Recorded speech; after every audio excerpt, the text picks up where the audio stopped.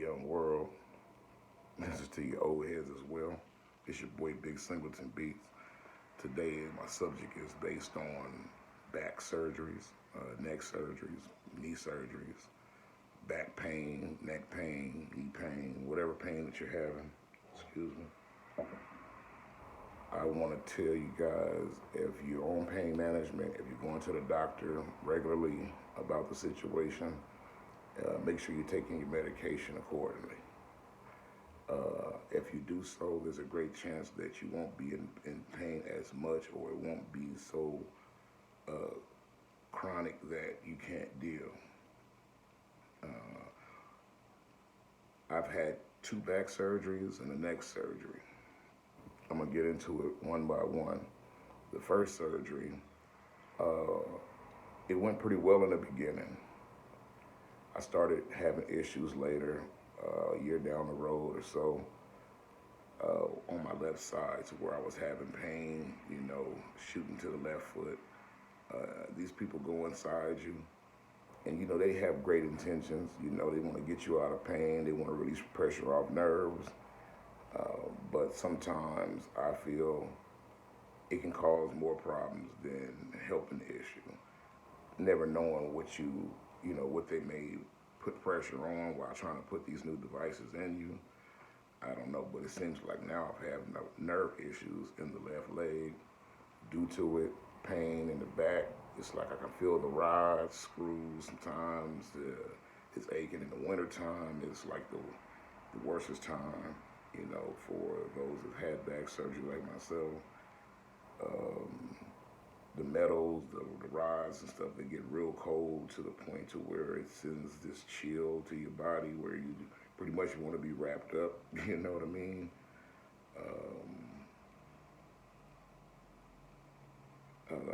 Yeah, you want to stay warm during the winter time. The summertime is when you pretty much could, operate a little bit more better. You're a little bit more mobile.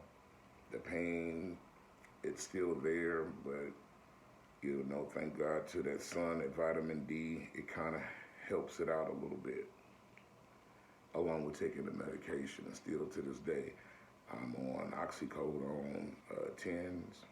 Um, they have me on Lyrica. I'm on that's for nerve pain. I'm on cyclobenzaprine 10 milligram. That's for it's a muscle relaxer. Um, they have me on antidepressants, and because it is depressing, there is anxieties, that come along with your whole world seeming like it's coming to an end, basically. Um, and I'm gonna make an episode on that and how to deal with that and how to make it through, for as, having a surgery, not being able to work anymore, watching the rest of the world still move on while, your life is at a halt. And, you have to go through these things, trying to get yourself right again. And all these things were done in hopes to be at 100%. Um, but now today I stress to people, please appreciate what God gives you. Man, they do great when it comes to a lot of things. Doctors, saving lives, a lot of things they've been able to be successful with. But then there's some things that, it's just for the money, in hopes that, things go well for you. And there's some people that has came out pretty well, they don't, they might say they feel the screws. Only thing that's the only issue, but they're out of pain, pain free, so they might have been caught early. But if you've had something pressed on your nerve for a long period of time and it be released, it can also be something that was best well off and left alone. Once that nerve is released and it's trying to wake up, it can be more painful than what you were going through. Right now, my left side, and it's still up in the air. I don't know if it's because of the surgery or it's because they actually released the pressure off the nerve, to where now the nerve is just acting crazy, in the left leg. And the same thing is going for the neck. I'm just gonna jump a little bit to the neck. I just had that done, and they go through the front here. It's almost like a blind type of a surgery, but they have computers, devices, and things, scopes where they can see as they go in. But mind you, they're putting disc, metal devices, and all these things through this one little hole. Because again, if they went through the back, it's like I say, your bone has a shield. They would have to cut that, and that's a longer process. So they try to go in through the front and go right directly at the disc, and do what they had to do. And I'm just now getting my voice back. It's not 100% like it used to be. It's much better than it was. It was real groggy, man, and I was real hoarse. Sometimes I would lose it. It was hard swallowing, so that's something I want to stress for, is having the neck surgery is concerned. If you have plans on doing that, it's a ride, but let me get back to the back. So I'm encountering pain in the foot. My foot is on the left side goes cold. Both of them do, but more greater on the left. I also get shooting pain on the right, but like I say, it's more greater on the left. It's almost like it's not balanced, like I don't feel balanced. And if you was to take a pencil and break that pencil, hold on, one example. I'm gonna break this to the table. This is a marker, but say this marker is all the way solid and complete to this point, Then you take it and you break it.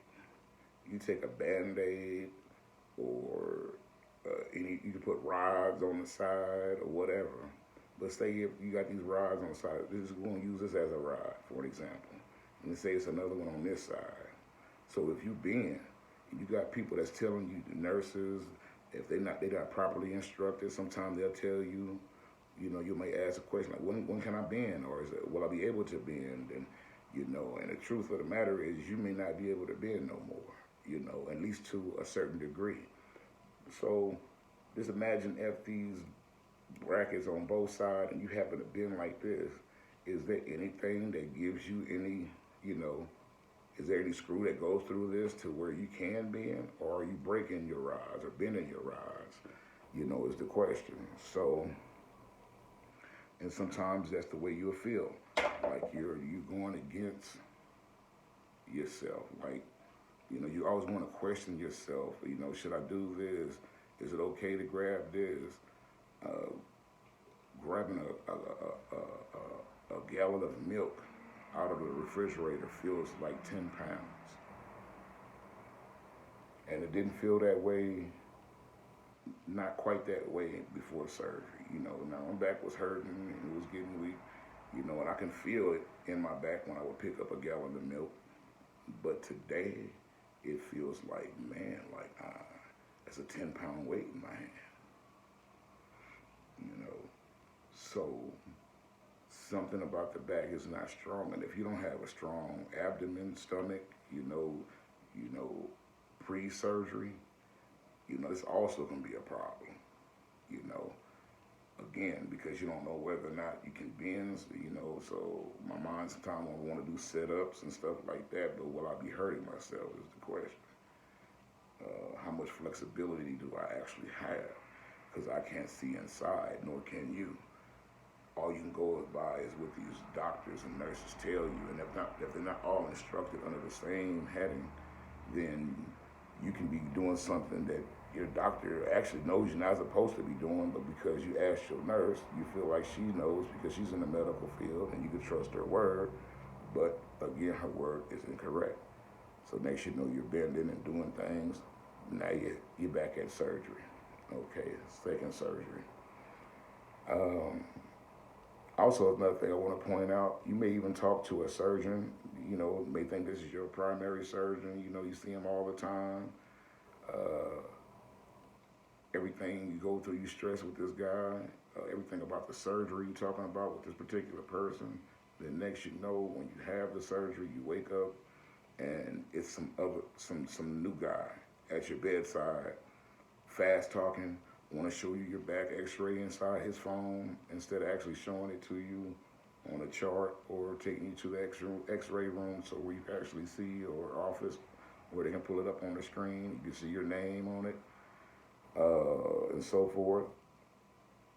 And he wanted to explain, oh yeah, man, we went in there, we straightened up we put you some new screws in, fixed your, rods and whatnot and so forth, man, and yada yada yada yada yada, and again, this is not the guy that I've been talking to for a whole year or two or whatever about having the surgery done, or like I said, this guy's not my doctor. And that's twice actually 3 times it's happened. I've never woke up to actually see my doctor. I never actually woke up to see my doctor at all, and it's sad because this is who you confide in and this is who you talk to all the way up until that point. And then next you know, it feels like you're being bamboozled. So I went through a second surgery, and the second surgery felt like they went in and critiqued my back to a point to where they gave me a physique that I didn't have. I'm a big dude.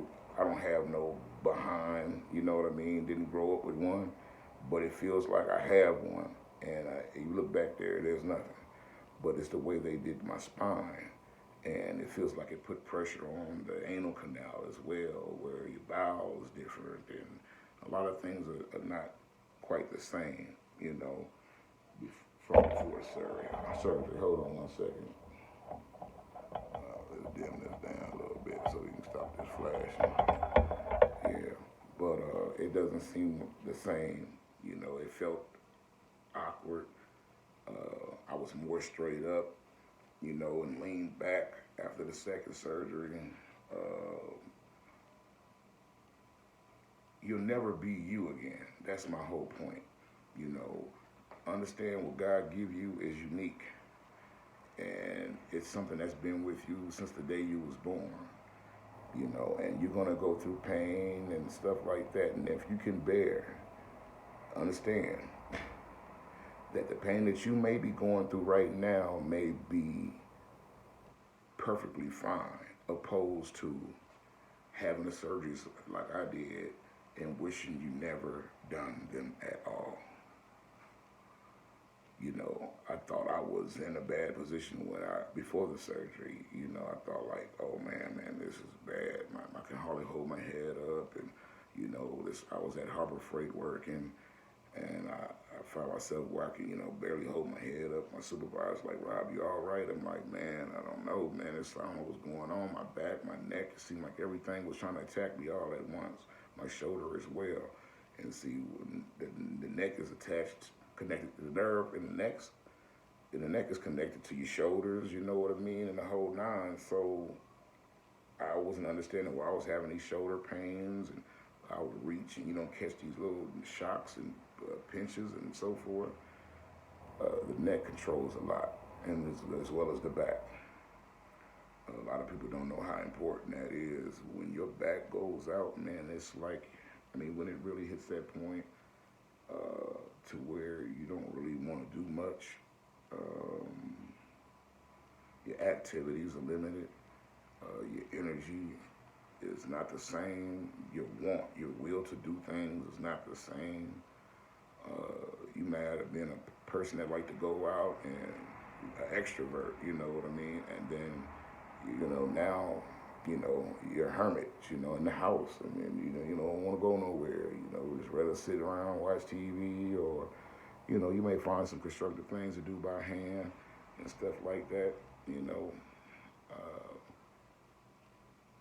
but your life was pretty much deaded, once, you get them surgeries, man, you may not realize you still can move and still push forward without it, A lot of you, I just want to encourage you to try to just push forward, take the medication, everything possible that you can do for as pain meds is concerned, and do it accordingly. Like the bottle says, like the doctor, if it's 2 times, 3 times, 4 times a day, take them. And if you do so, it's a great chance that you'll be able to push through life, you know what I mean, without having to have that surgery. Because again, you break a pencil and put a band-aid around it, you got one part of your body going this way and the other part of your body going this way, and that's how it feels. You know, trying to do jumping jacks or jump rope, it feels like you have to pull the rest of your body up some other kind of way, some other type of way. Like this part may go up, which is like you almost want to pull your pants, or you grab your ass or something, you know. So make sure it come along with you. You know what I'm saying? It's like I say, life is not the same after it. You know, it takes a lot of reconstructing, a lot of rebuilding, um, but you gotta be in the proper setting and do your make sure you do your physical therapy. But talk to your physical therapist and let them know the speed and the rate that you need to go. Don't quit. You know, it's not good for as your paperwork is concerned. If you're trying to do your disability as well, it's not a good look for you not to at least try to do physical therapy. So you get some young people sometime and they just want to, you know, do their job and move on to the next person, and they're not paying attention to you and how you're moving, or even asking you, excuse me, how does this feel? Are we going too fast? Is this too much for you? You know, they'll put you on a cycle and say like a little exercise bike, and you may not be ready for that yet. You know, or they may put you on your back where they want you to do some leg exercises. You know, bringing your legs forth and back to your chest, your knee to your chest, knee to your chest, and again, you know how you feel inside. They don't know how you feel inside. You know, you're the person that had the surgery. You're the one that's been cut on. So you have to let them know.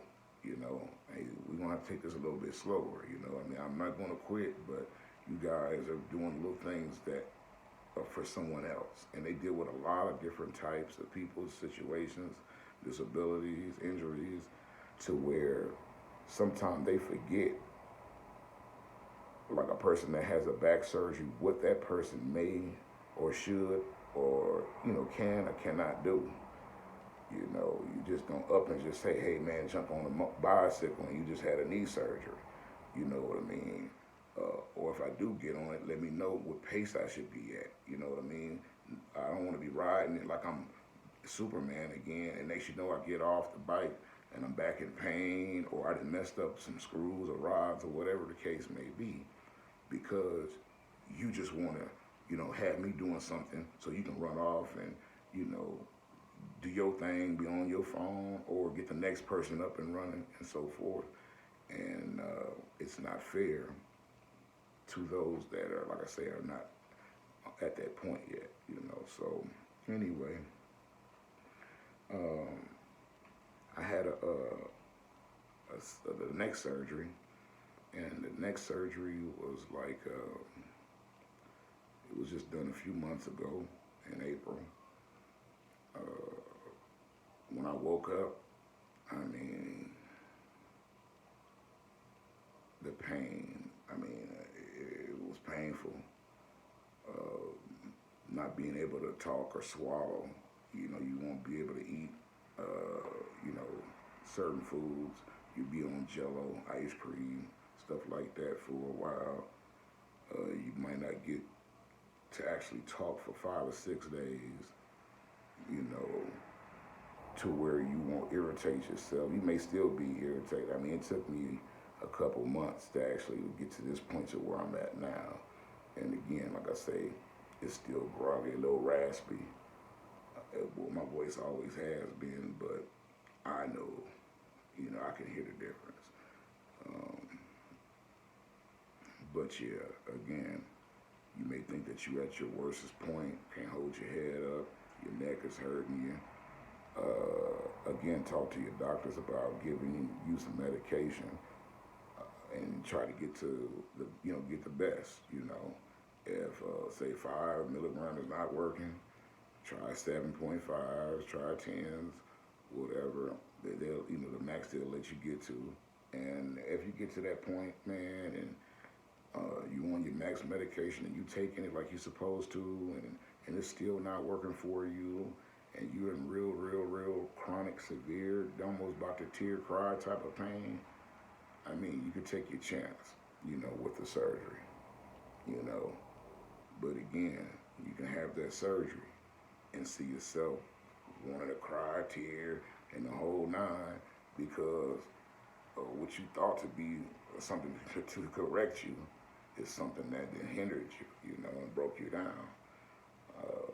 And that's what I say with my back surgeries. They broke me down, uh, to the point to where I'm very limited on what I can do.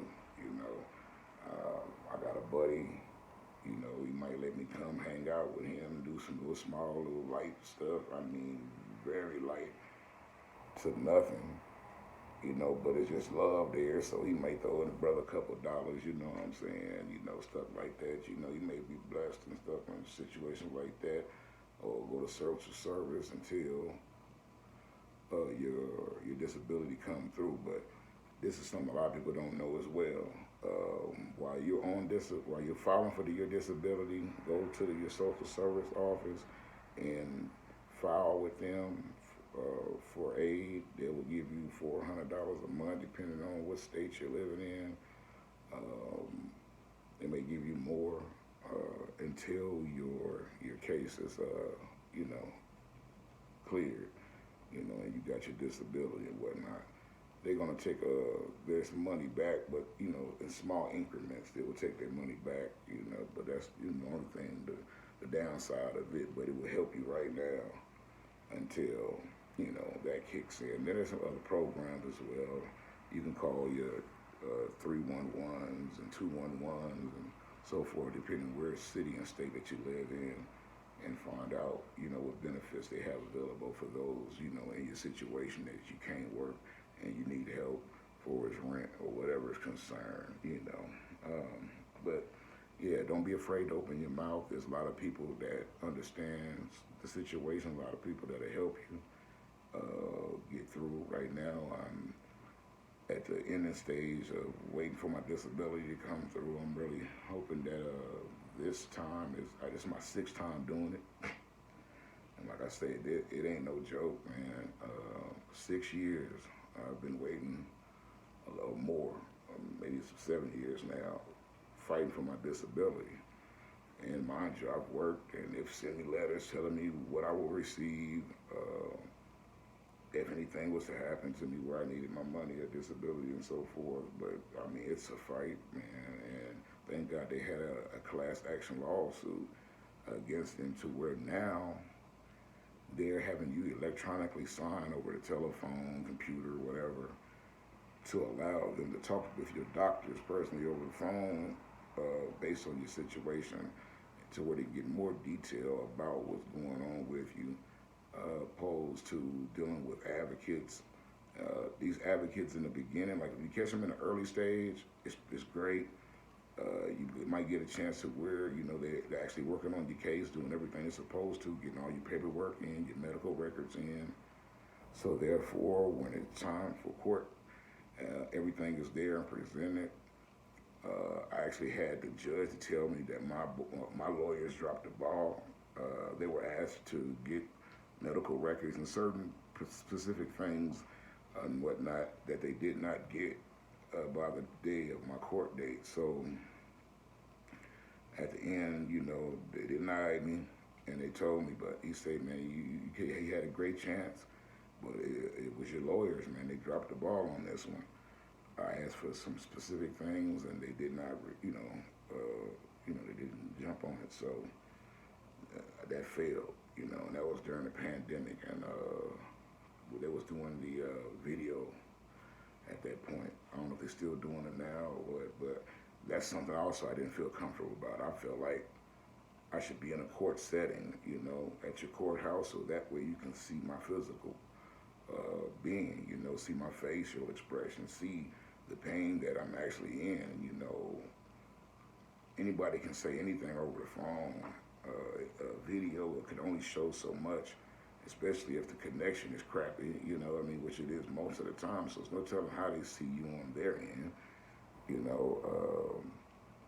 But pain is in the face, pain is in the way you move, and so, you know, you're miserable, you know, it all shows. And I think, um, you know, doing things like that over telephone and video is just, I don't know. But like I said, it's a new age, and when the pandemic hit, this is what they were doing at the time. So hopefully they're not doing it no more, and allowing people to come on into the court so they can actually see how a person is moving physically, um, the spirit of a person, and so forth. The pain, the agony that you can see in a lot of people, man.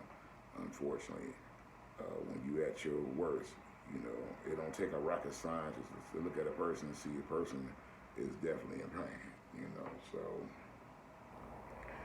yeah, man. And like I say, for me to also have this back surgery, I'm rocking back and forth. I'm leaning forward, and my back is paining me right now. And it's like, what's the use, you know, having these surgeries if there's no cure, you know? Nothing's being fixed, you know? I should be jumping, doing backflips. I should be back at work, you know, but my spirit, you know, knows that if I go sign myself up for a job that wants me 5 days a week, I'm not going to be able to do it.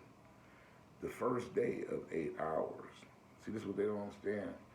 You can go out here and work 8 hours, but you know the penalty you may have to pay for that 8 hours. I mean, you may have to be down 2, 3 fucking weeks, a month, you know, because you didn't, you know, this pain is just like, my God, you know what I mean? Like, what the fuck, you know?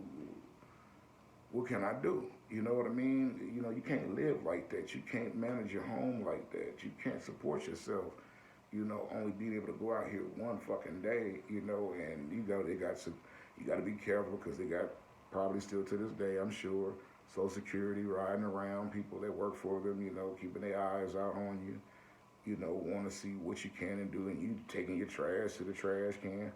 But you might have light stuff in the trash bag. It may look big, and to them they taking pictures. Well, you carrying this trash bag, and you ain't got your cane, and well, see, you may not need your cane all the time, you know. But I need my cane to get up. That's for sure.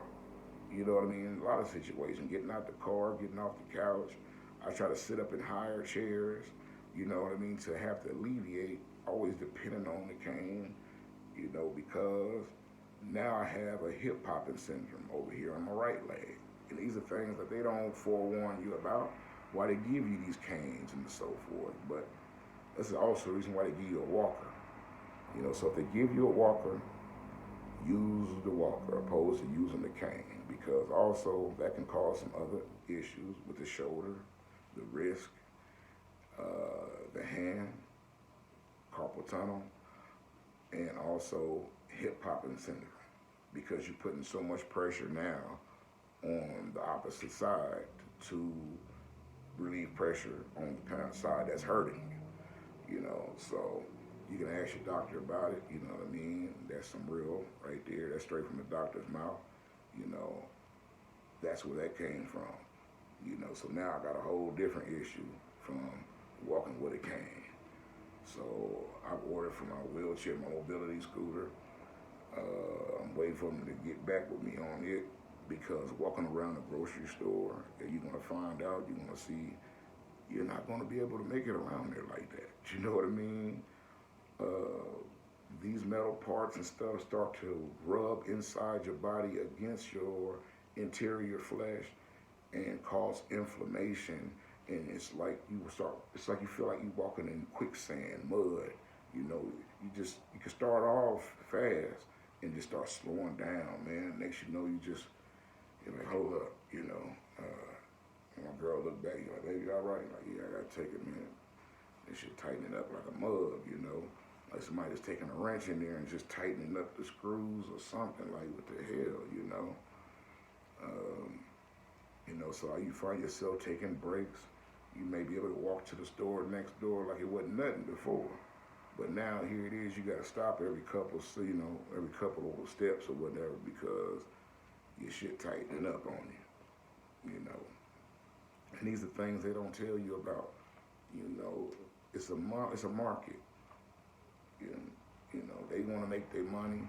They don't care. A lot of doctors, they just want to make the money. You got some that really do care, and they'll tell you everything that you should try to do before surgery and so forth. They'll try to pre-warn you. Those that are either well off or they're not really hungry for the money like that to where they have to look at you again and say, damn, if we could have avoided this, this brother right here, 46 years of age, he got a youth in his face, could still be out, having a life of some sort, not to feel like you want to go out with your family to even Magic Mountain or any amusement park and stuff like that because you can't walk around. You need your wheelchair or mobility scooter, in order to go.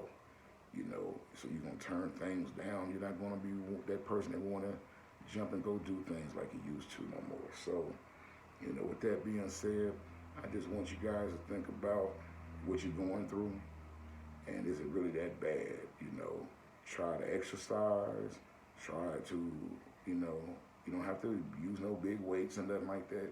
Just keep yourself mobile, walk, do your little exercises in the morning, stretch yourself, and try to deal and bear with the pain that you're dealing with. Don't go open Pandora's box and end up dealing with something more than what you was willing to bargain for, and that's all I'm going to leave you guys with. I hope this has been very, very helpful for you. I wish I could have had a video like this for myself before I decided to take these steps. So I hope that sticks with you all. And y'all have a good day. God bless.